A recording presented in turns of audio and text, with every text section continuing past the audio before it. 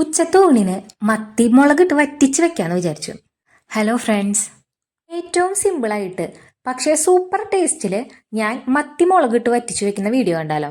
അതിനായിട്ട് ആദ്യം ചീനച്ചട്ടിയിൽ ഓയിൽ ഒഴിച്ച് അതൊന്ന് ചൂടാവുമ്പോൾ ഉലുവ ചേർത്തതിന് ശേഷം ഇഞ്ചിയും വെളുത്തുള്ളിയും ചതച്ചതാണ് കേട്ടോ ചേർക്കണേ. പിന്നെ അതിൻ്റെ തൊട്ട് പിന്നാലെ സവാളയും കൂടിയും ചേർത്തു കേട്ടോ. ഉള്ളി ചേർക്കാണ് കൂടുതൽ ടേസ്റ്റ്. മൂന്നും നന്നായി ഒന്ന് വഴറ്റിയെടുക്കുക കേട്ടോ. എന്നിട്ട് അതിലേക്ക് തക്കാളി ആഡ് ചെയ്യാണ്. എന്നിട്ട് തക്കാളിയും കൂടിയും കുറച്ച് നേരം ഒന്ന് വഴറ്റിയെടുക്കുകയാണ്. പിന്നെ സവോള ആഡ് ചെയ്യുമ്പോൾ പച്ചമുളക് വേണമെങ്കിൽ പച്ചമുളകും ആഡ് ചെയ്യാം കേട്ടോ. ഞാൻ എൻ്റെ മോന് കൊടുക്കണ കാരണം അധികം എരിവ് ആവണ്ടെന്ന് വിചാരിച്ചിട്ടാണ് പച്ചമുളക് ആഡ് ചെയ്യാത്തത്. മുളക് പൊടി മാത്രം ആഡ് ചെയ്യാമെന്ന് വിചാരിച്ചത്. ഇനി അതിലേക്ക് ഒരു 3 ടീസ്പൂണോളം മുളക് പൊടി ചേർക്കുകയാണ്. അതേപോലെ ഒരു ഇത്തിരി മഞ്ഞൾപ്പൊടി. എന്നിട്ട് ഈ പൊടി നന്നായി ഒന്ന് മൂപ്പിച്ചെടുക്കണം കേട്ടോ. ഞാൻ സാധാരണ കടയിൽ നിന്ന് വാങ്ങുന്ന ബ്രാൻഡഡ് മുളക് പൊടികളല്ലാതെ പൊടിപ്പിച്ച് കിട്ടുന്ന മുളക് പൊടിയാണ് യൂസ് ചെയ്യാറ്.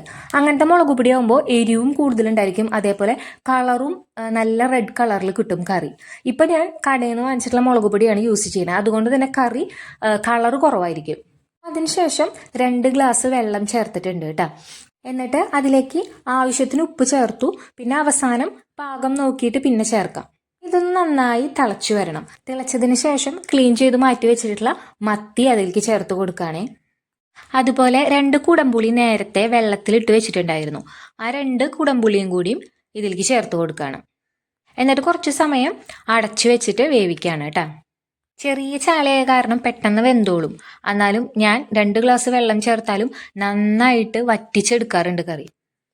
ഈ ഒരു കറി ഉണ്ടെങ്കിൽ പിന്നെ എനിക്ക് ചോറുണ്ണാൻ വേറെ ഒന്നും വേണ്ട കേട്ടോ. അപ്പോൾ എൻ്റെ വീഡിയോ ആദ്യമായിട്ട് കാണുന്നവരുണ്ടെങ്കിൽ എൻ്റെ ചാനൽ ഒന്ന് സബ്സ്ക്രൈബ് ചെയ്യണേ. ഈ വീഡിയോ ഇഷ്ടപ്പെട്ടാൽ ലൈക്ക് ചെയ്യാനും കമൻറ്റ് ചെയ്യാനും മറക്കല്ലേ. ഇതുപോലെ ചാള മുളകിട്ട കറി വെക്കാത്തവരാരും ഉണ്ടാവില്ല. ഇനി ആരെങ്കിലും ട്രൈ ചെയ്ത് നോക്കാത്തവരുണ്ടെങ്കിൽ ഉറപ്പായിട്ടും ട്രൈ ചെയ്ത് നോക്കിക്കോളൂ കേട്ടോ. പിന്നെ അവസാനം ഇതിന് മുകളിലേക്ക് വേണമെങ്കിൽ കുറച്ച് ഓയിലും കറിവേപ്പിലയും കൂടി ആഡ് ചെയ്ത് കൊടുക്കാം കേട്ടോ.